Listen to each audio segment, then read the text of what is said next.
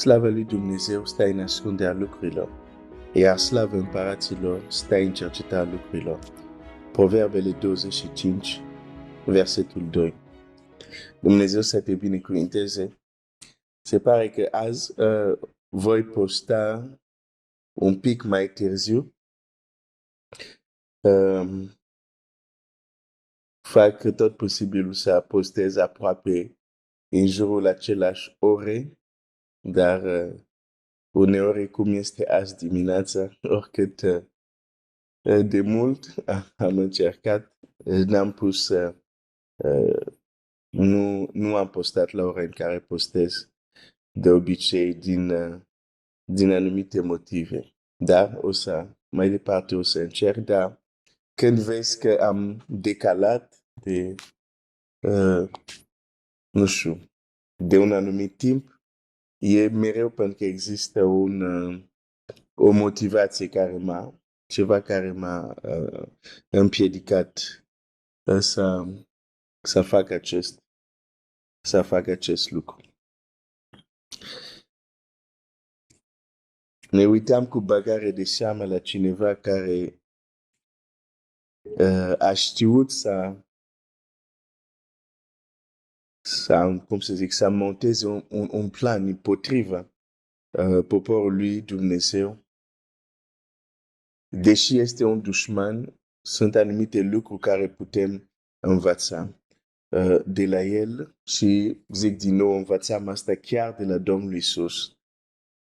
Atunci când spune, fiți înțelept ca șerpi, cu alte cuvinte, nu ne spune să fim șerpi, dar înțelepciune sau prudența care o arată șarpele, putem învăța de la ea să capătăm o anumită înțelepciune. Ester, capitolul 3. Ester, capitolul 3.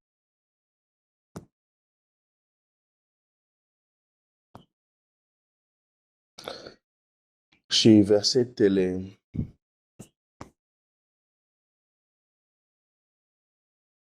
9. Deci am citit până acum până la versetul 8. Astăzi facem un progres. Sau de fapt, nu o să las versetul 9 pentru luni. Pentru că dar nu e mai bine așa. Hai să mă întorc la versetul 8.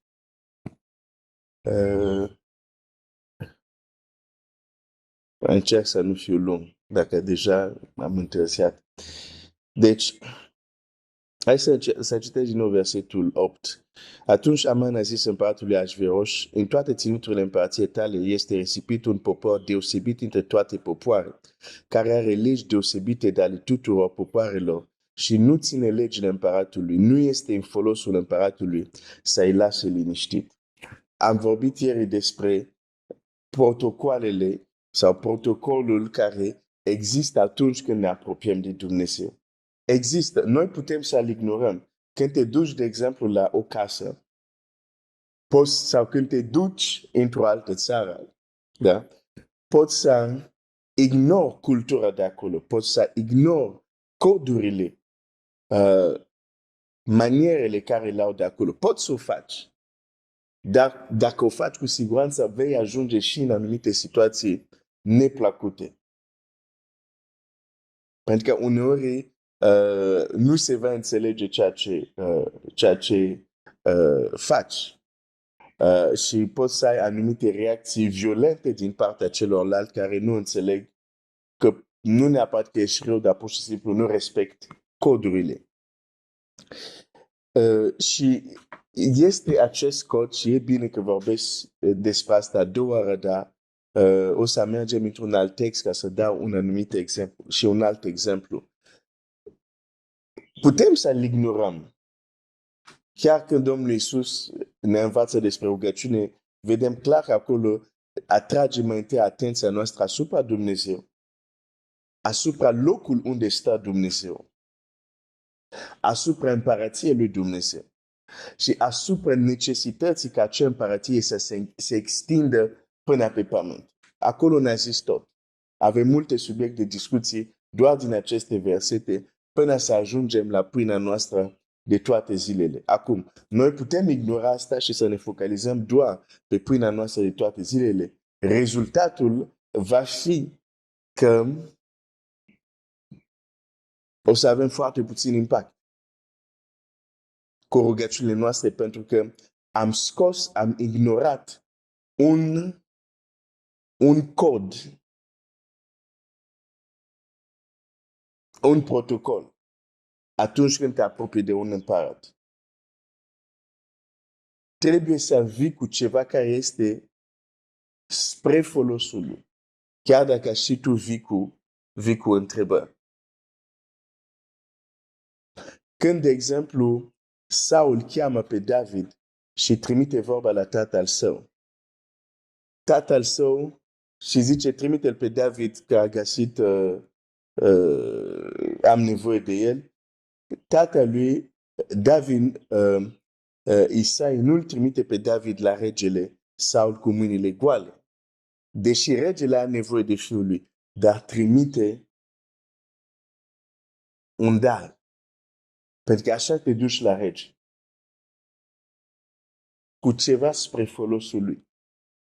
În această dimineață vreau să citesc acum un alt text care sunt multe altele, dar e textul care îmi vine pentru că probabil personajul din text este un personaj care m-a marcat și mă marchează mai departe.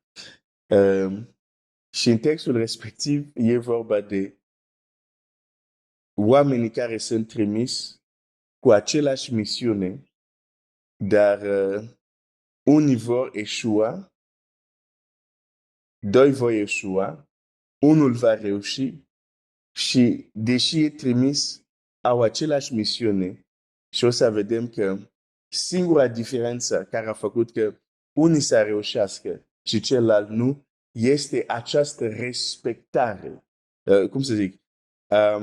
Este această a respecta modul cum te apropii de anumiți oameni, dar de fapt toate asta începe cu cum te apropii de Dumnezeu. Pentru că poți să fii trimis la cineva cu un mesaj, dar în funcție de cum te apropii de persoană, totul să fie o mare diferență între succes și eșec. Deci să citesc în două împărați, va fi capitolul două împărați, capitolul 1. Hai să citesc la versetul 3. Dar îngerul, ca să înțelegi un pic contextul. Dar îngerul Domnului a zis lui Ilie Tishbitul, scoală-te, suie-te înaintea oștirilor, solilor împăratul Samariei și spune-le, oare nu este Dumnezeu în Israel de vădute să întrebat pe Balzebub, Dumnezeul Ecronului, dar era bolnav împăratul Israel și în loc să-l întrebe pe Domnul, l-a trimis ei să întrebe la un alt Dumnezeu dacă se va vindeca de boala lui.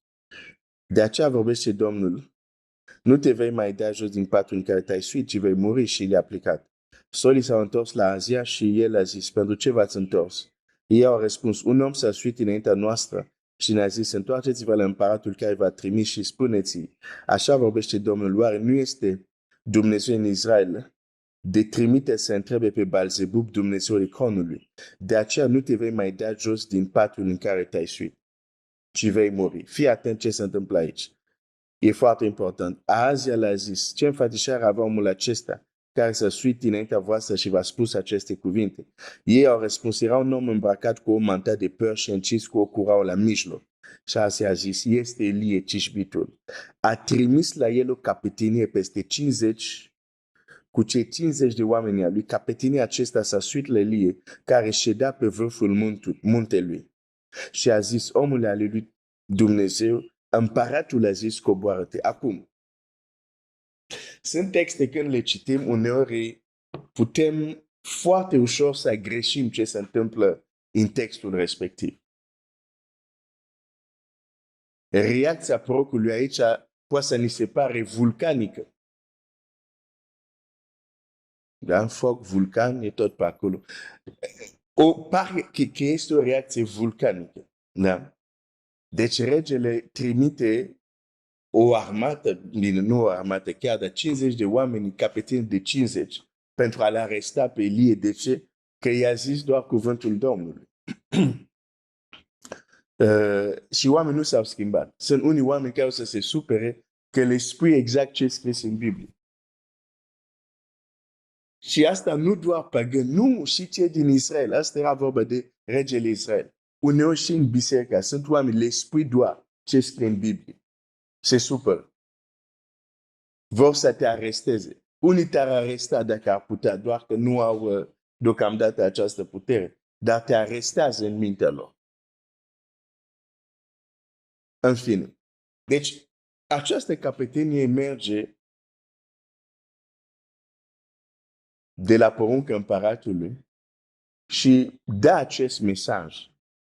Omul a lui Dumnezeu, împăratul a zis, coboară-te. Ilie a răspuns capetenie peste 50. Dacă sunt un om al lui Dumnezeu, să se coboară foc din cer. Aia e reacția volcanică de care ziceam.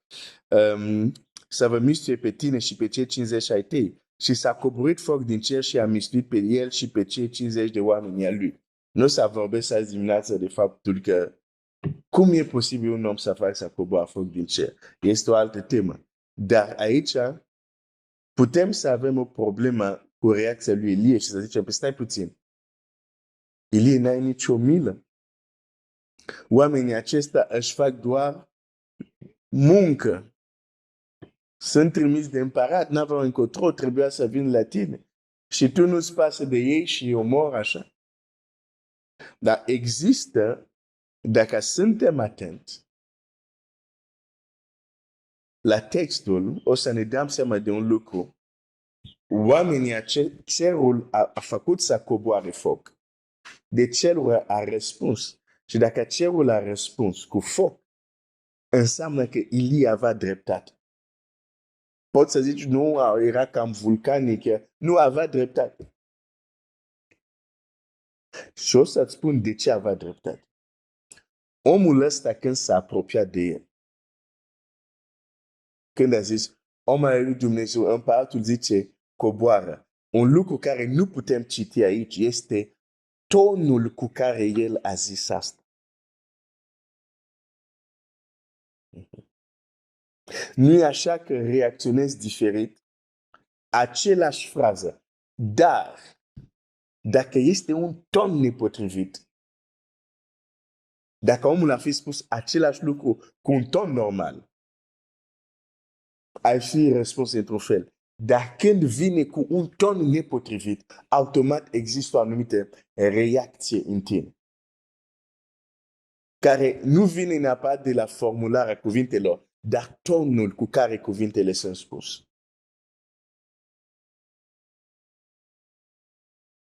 De aceea uneori vorbești cu cineva, poți spui, nu-mi place tonul tău, coboară-l un pic. Cu tonul ăsta sunt și un ucenic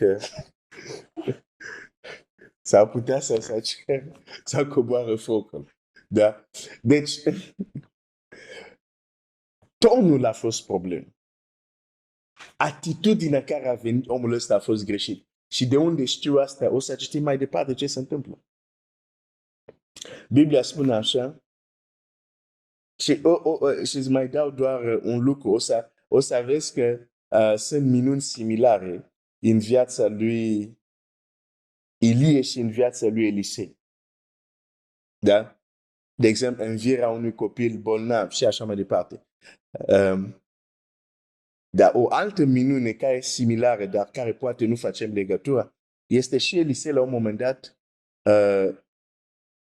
cuvintele lui vor aduce moarte la niște copii. Bine, se referă la niște tineri acolo, dar nu erau copii de 5 ani, de 9 ani.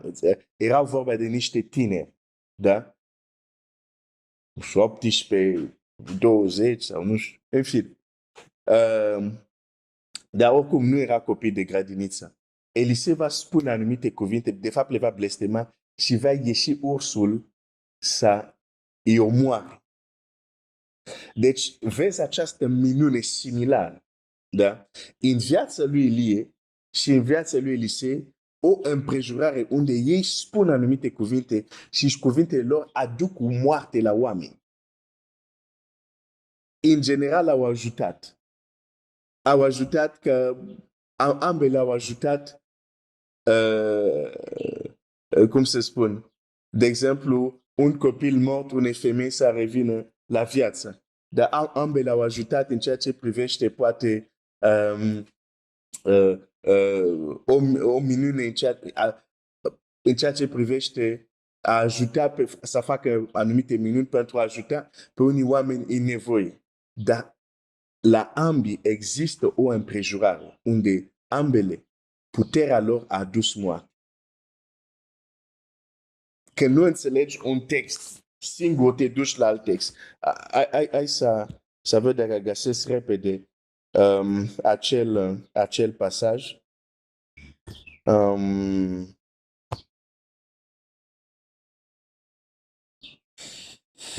Pentru că aș vrea să...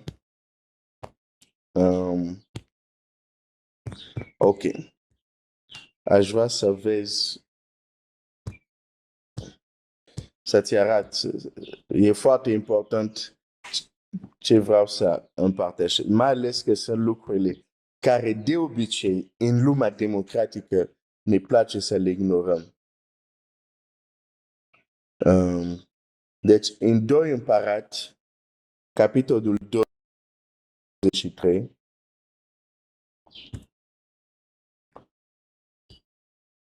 deci o să citesc, capitolul 2, 23, citim așa.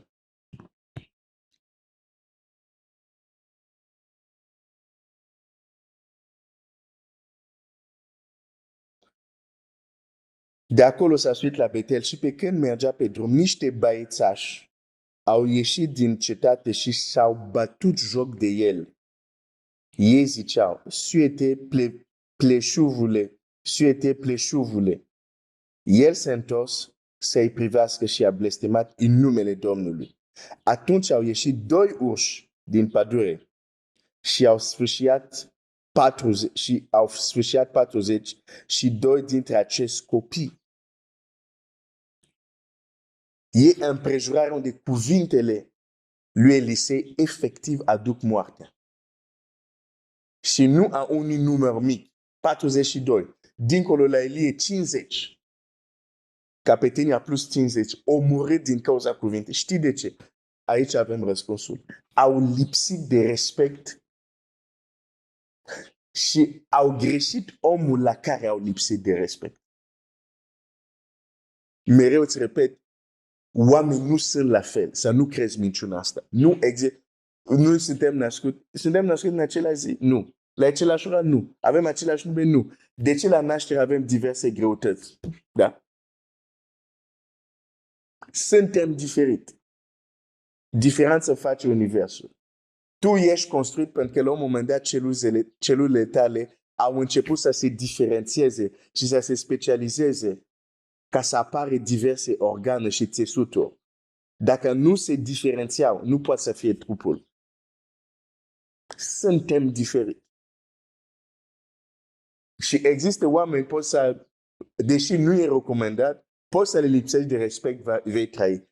Sunt unii, din cauza ceea ce sunt, vine moartea. Și ei au lipsit de respect, au murit. În cazul lui Ilie, unde vorbește și mor oamenii, e exact același lucru care se întâmplă. Pentru că nu uita, ungerea care lucrează la Elisei vine de la Ilie.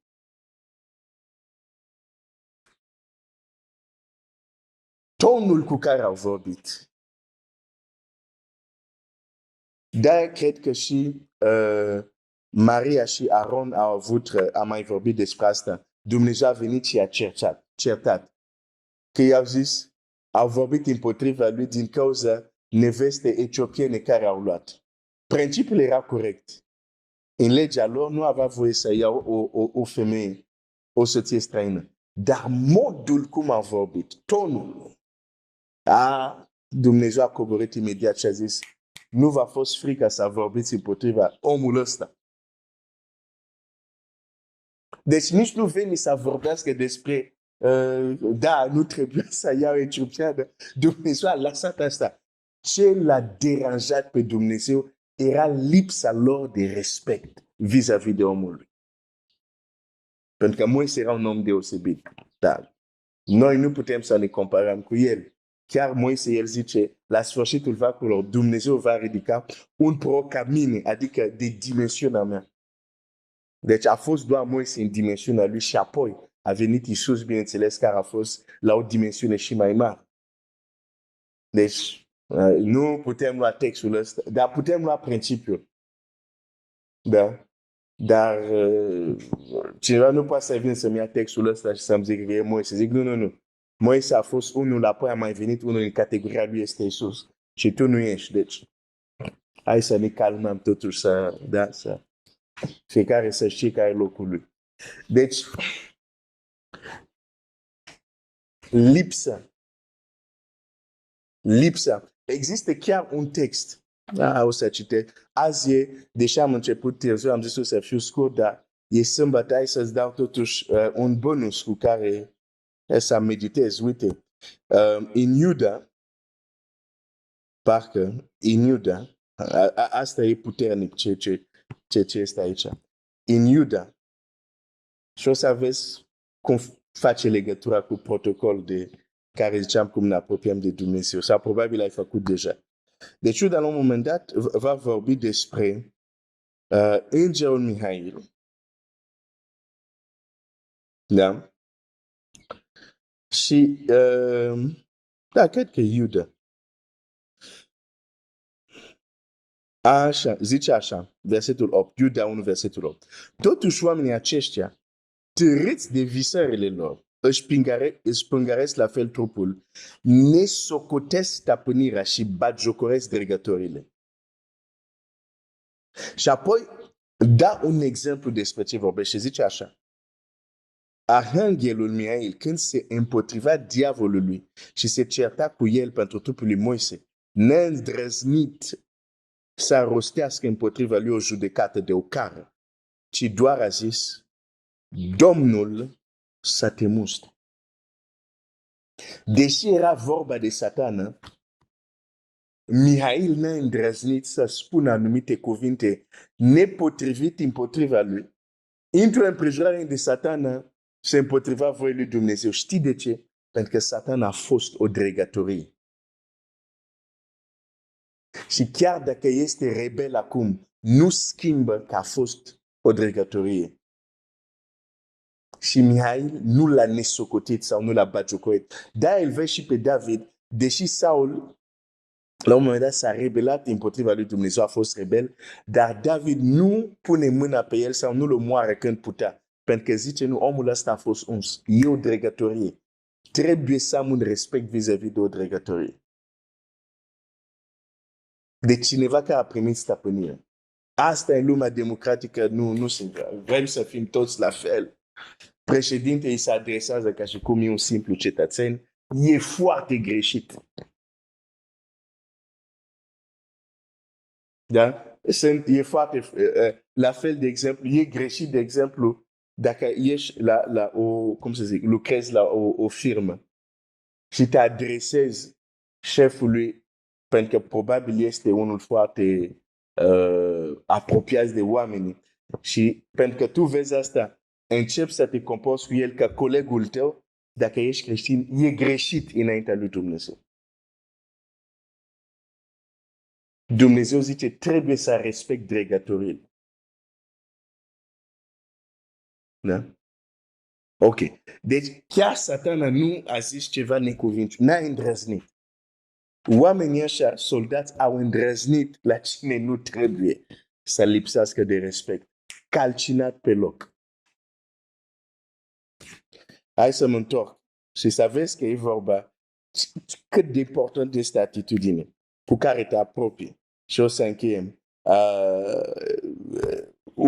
2 Împărați, capitolul 1. Ceea ce îți spun acum chiar te ajut. Vreau să te ajut. respect autorității. Poate nu vei face totdeauna ce zic ele, pentru că uneori ele vor fi împotriva lui Dumnezeu, cum este în cazul în care Mihail se luptă pentru trupul lui Moise. Dar chiar când dregătorile, stăpânire, sunt împotriva lui Dumnezeu, trebuie să ai respect. Știi, odată era Pavel, a zis la un moment dat, hai să citesc asta, ți-am zis că o să ai bonus.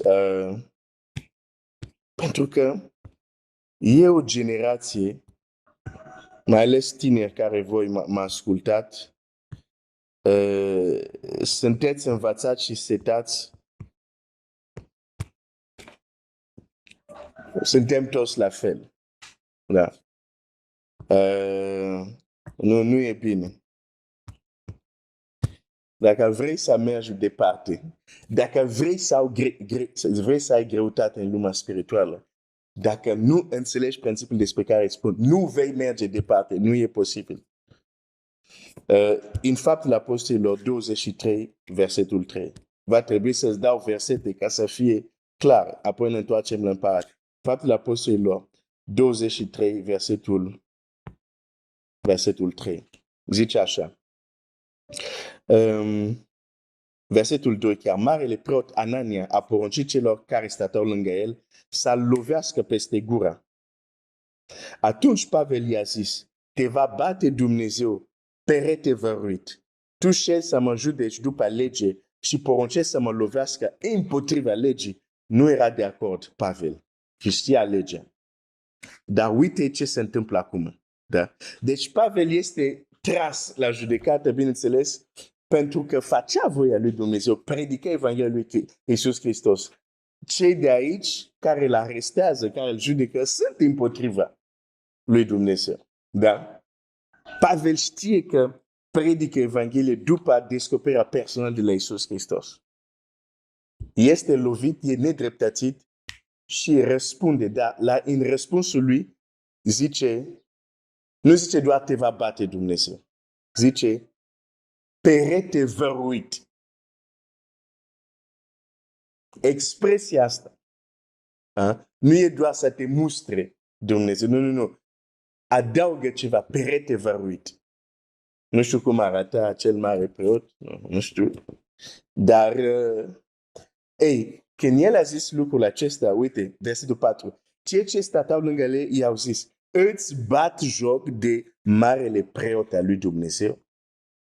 Pentru că expresia asta, eu nu sunt evreu, dar sunt sigur că expresia asta, perete văruit, nu sună frumos. Și cei de lângă ei au zis, tu îți bat joc de preot al lui Dumnezeu? Și uite acum reacția lui Pavel. Și Pavel a zis, n-am știut, fraților, că este marele preot, că ți este scris pe mai marele norod al tău să nu-l grești de rău. Deci parcă aici Pavel face dai înapoi. Deci, n-am știut, cu alte cuvinte, dacă ar fi știut că asta e mare preot, nu ar fi zis peretele văruit. Chiar dacă era în dreptatea lui. Pentru că el știa legea. Nu vei vorbi de rău, nu vei batjocori cu cuvintele tale. O dregătorie, marele preot, cineva pus în poziție de putere, chiar dacă acela acum e într-o poziție în care este împotriva lui Dumnezeu. Asta e un principiu foarte greu pentru unii de înțelege. Nu are dreptate și începe să înjură, e nimic, nu știu ce. De exemplu, chiar președintele țării tale, indiferent de ceea ce face, n-ai voie să-l batjocorești. Poți să spui, uite, n-a ales bine aici, n-a făcut bine. Asta este un lucru. Dar să începi să-i spui tot fel de expresii pentru a-l batjocori, te rog, găsește alte subiecte de glumă. Vorbește de... În România se vorbește... Sunt multe bancuri foarte comice. Du-te și alege acolo și ride. Dar lasă-l în pace pe președintele țării tale. nu vei merge departe, nu o să ai nicio greutate spirituală dacă nu respecti dregătorii. Asta înțeles acel om cu mare credință, spune la Domnul Iisus, sunt supus, am oamenii sub mine când zic ascult, pentru că și eu recunosc autoritatea dregătorilor. E un principiu spiritual. Vreau să-ți explic de ce uneori te vei ruga, nimic nu se va întâmpla. Pentru că ți se împotrivesc anumite forțe. Și Dumnezeu lasă să se împotrivească pentru că vede că tu nu respecti dregătorii. Și nu este decât dreptate că forțele care trebuia să asculte de tine sau să fie supuse, subjugate de rugăciunea ta, să ți se împotrivească pentru că nu respecti dregătorii. Vorbesc aici de respect. Vreau să fiu înțeles bine.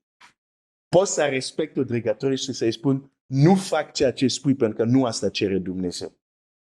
Exact așa au făcut și apostoli. Judecați și înșiva. Mai bine ascultam de Dumnezeu sau de voi? Vorbau la niște dregători. Da? Dar, deși nu erau de acord cu ei, respect trebuie să fie acolo. Deși Angel se disputa trupul lui Moise cu Satană, respect a fost acolo. Și eu zic, pe cum să-l respect pe Satan? Citește Biblia ta. Nu înseamnă că te împaci cu el. Nu înseamnă că ascult de el.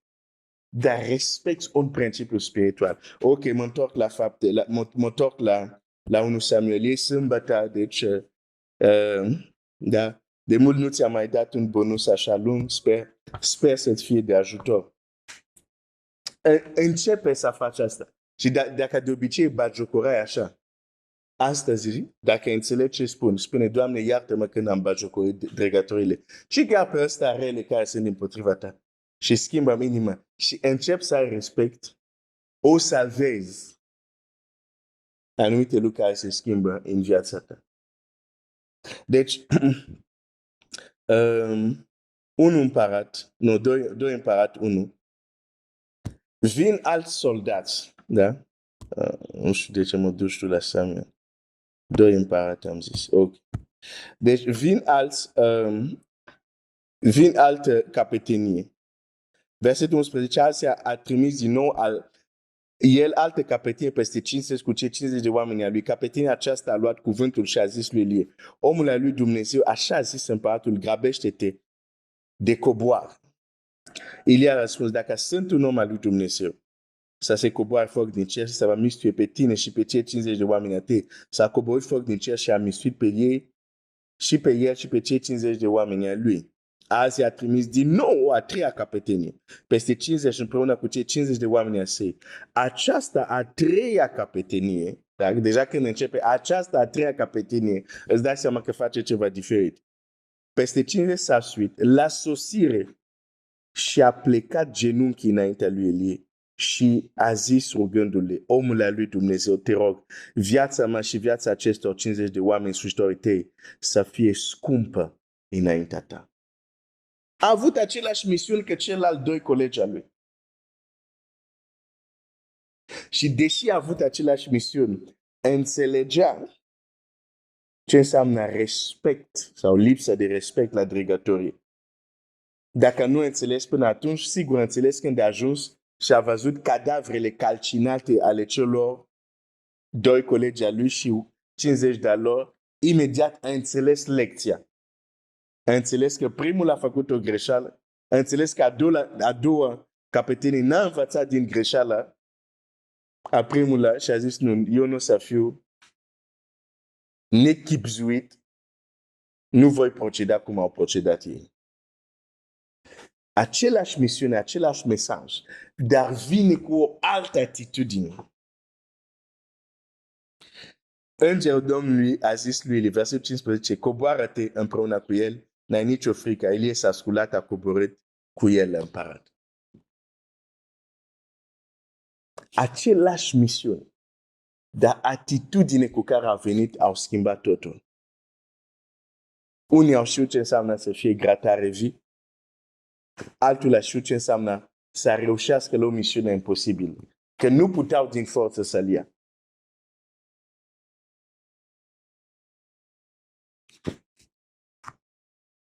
Ok, asta e vorba de un om al lui Dumnezeu.